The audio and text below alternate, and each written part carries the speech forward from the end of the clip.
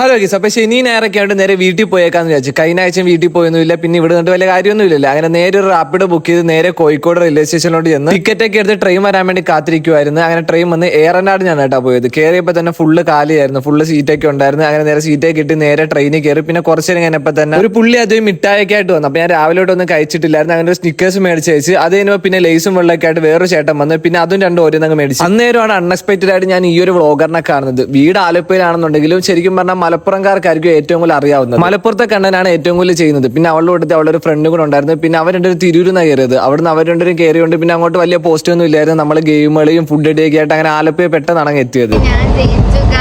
കള്ളക്കളി 10 പേരിൽ ഉപയോഗിച്ചു, ഒരു പേരിൽ ഉപയോഗിക്കാൻ പറ്റത്തുള്ളൂ. പിന്നെ അൺഎക്സ്പെക്ടഡ് ആയിട്ട് അനീസിനെ കണ്ട്. അനീസ് എന്റെ കോളേജ് സീനിയർ ആണ് കേട്ടോ. അപ്പൊ അനീസിനെ അപ്രതീക്ഷിതമായിട്ട് ട്രെയിനിൽ വെച്ചാണ്ട് അങ്ങനെ കുറെ നേരം സംസാരിച്ചൊക്കെ നിന്ന്. പിന്നെ ട്രെയിൻ ആലപ്പുഴയിലെ സ്റ്റോപ്പ് ഉള്ളായിരുന്നു. ചേർത്തല തന്നെ പിന്നെ ആലപ്പുഴയിലുള്ളായിരുന്നു. പിന്നെ മാരാരിക്കുളത്ത് കുറച്ചേരം പിടിച്ചിട്ട് അന്നേരം തന്നെ ഞാൻ നേരെ ചാടി പുറത്തിറങ്ങി വെച്ച്.